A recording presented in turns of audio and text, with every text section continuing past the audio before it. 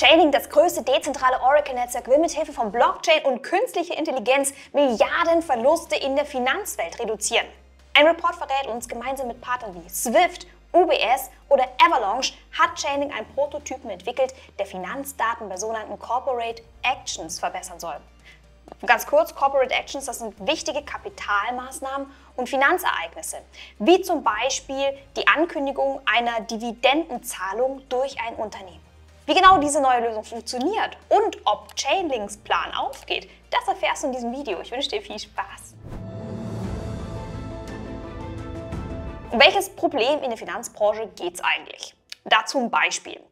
Stell dir vor, die Bank UBS entscheidet sich, eine Dividende an die Aktionäre auszuzahlen. Die offizielle Ankündigung markiert schon den Startpunkt für eine Corporate Action. UBS leitet also Dokumente samt aller Daten über ganz verschiedene Zwischenhändler weiter. Das siehst du hier in dem Bild. Schau mal, Nachrichtenagenturen, Plattformen wie beispielsweise das Swift-Netzwerk, die wiederum die Informationen an andere Parteien und Datenlieferanten weitergeben, sogenannte Commercial Data Vendors. Diese Datenlieferanten sammeln die Informationen und verkaufen sie wiederum an Finanzinstitute und Börsen. Dann siehst du hier in dem Bild auch CSDs wie Euroclear, die fungieren als zentrale Verwahrstellen bzw. Depotbanken, die Wertpapiere sicher aufbewahren und Transaktionen abwickeln. Sie bereiten aber auch die Informationen zur Dividendenauszahlung auf. Dann fließen auch noch die ganzen Daten über sogenannte Transfer-Agents zu Verwahrstellen wie Vontobel oder Cascais. Alter, wie spricht man das aus? Dann fließen die ganzen Dividendendaten auch noch über sogenannte Transfer-Agents zu Verwahrstellen wie Cascais oder Vontobel, die diese dann zeitnah an ihre Kunden, Asset Manager wie Franklin Templeton, weitergeben. Am Ende dieser Datenlieferkette entscheidet dann Franklin Templeton im Interesse seiner Investoren, ob die Dividende reinvestiert oder direkt ausgezahlt wird. Moment mal. Dividende? Fällt dir was auf? Da hat sich doch wohl ein Fehlerteufel eingeschlichen, oder? Und genau das ist das Corporate Action Problem, habe ich es mal genannt. Jeder dieser Zwischenhändler prüft und verarbeitet die Daten nach seinem Gusto, bevor er sie weitergibt.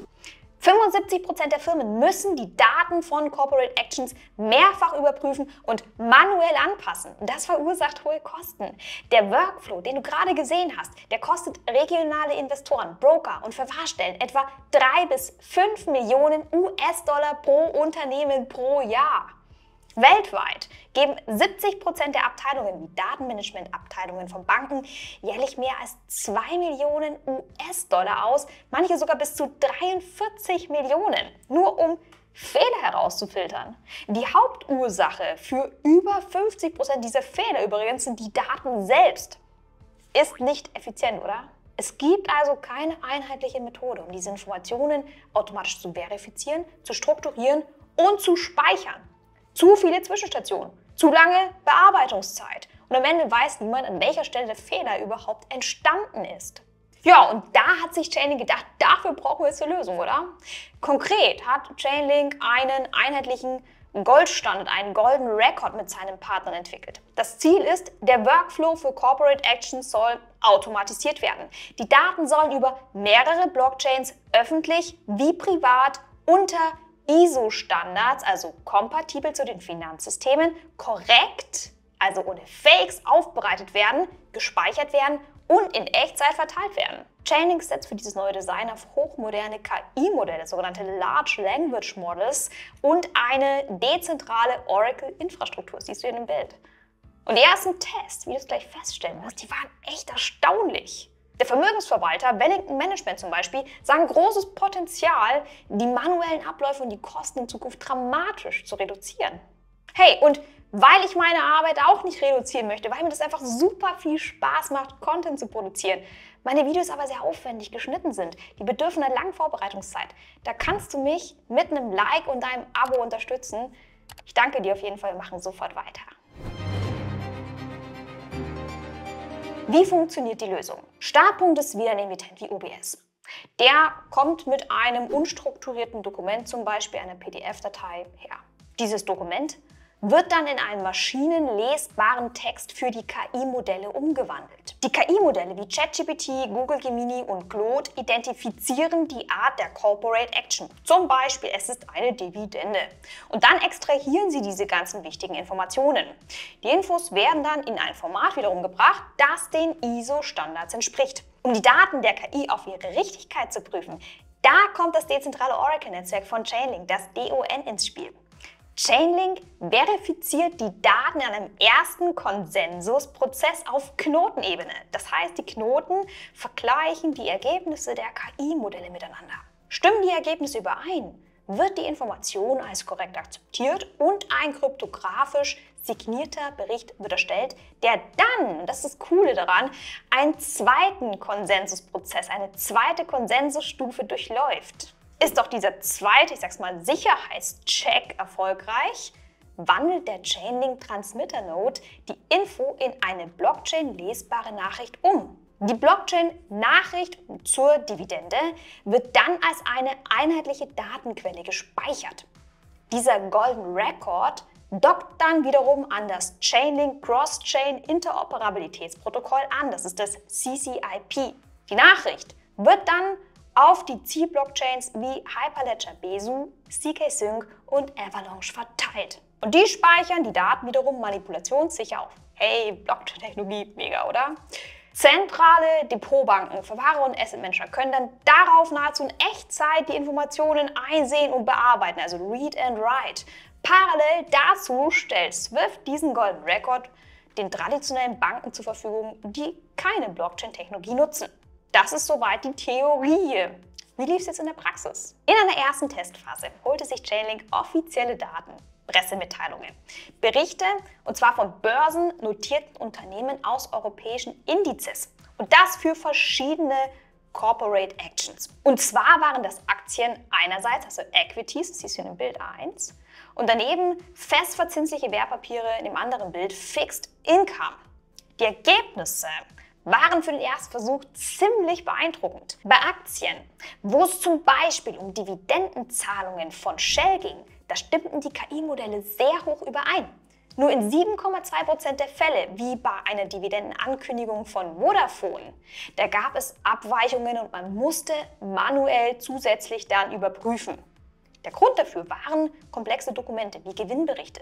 Die haben häufiger Tabellen und Bilder, die für die KIs nicht so gut lesbar sind. Bei den festverzinslichen Wertpapieren, etwa Zinszahlungen, Fälligkeiten von Anleihen wie bei Ferrari, da stimmten die KI-Modelle hingegen fast zu 100% überein.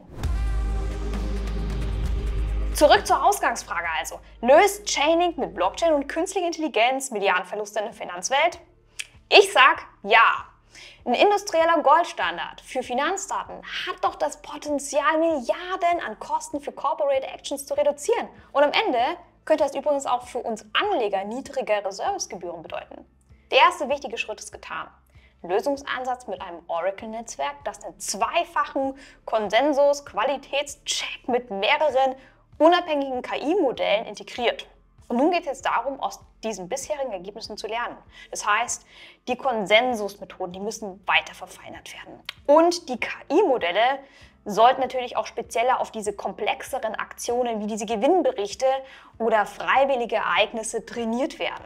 Auch das Problem der KI-Halluzinationen, also Fehlinformationen der künstlichen Intelligenz, die will Chainlink durch das Oracle-Netzwerk im Übrigen weiter minimieren. Aus der ersten Phase weiß man nun, welche Modelle zuverlässiger waren und kann diese Erkenntnisse einfach in die zukünftigen Trainings einbauen.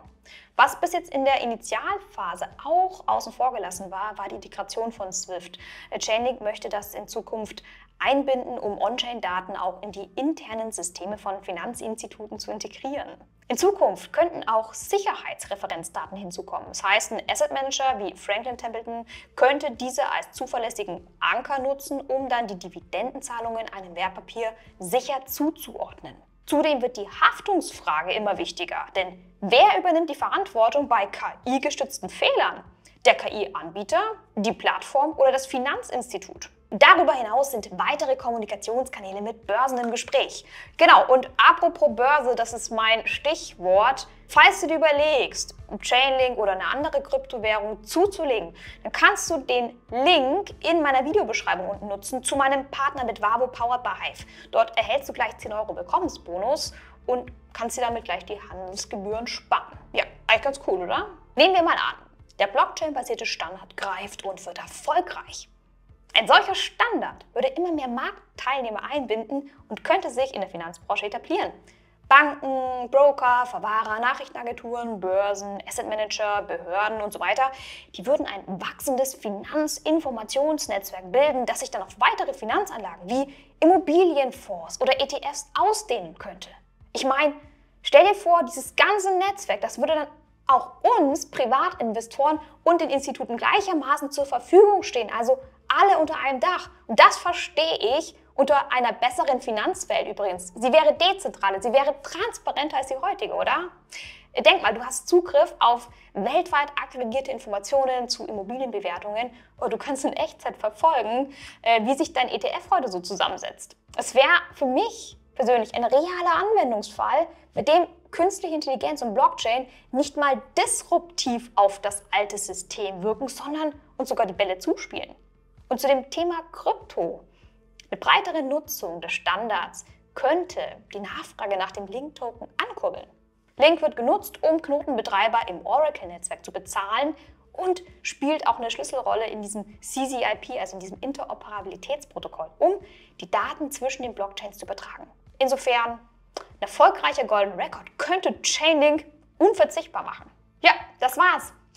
Ich hoffe, dir hat das Video gefallen. Wenn ja, schau doch gleich direkt das nächste Video an, wenn du möchtest. Das Chainlink-Video zum Beispiel von mir auf dem Kanal. Oder es gibt auch ein extra Video über RWA, also wie man reale Vermögenswerte, Immobilien, Aktien auf der Blockchain digitalisiert und was das eigentlich für Vorteile hat.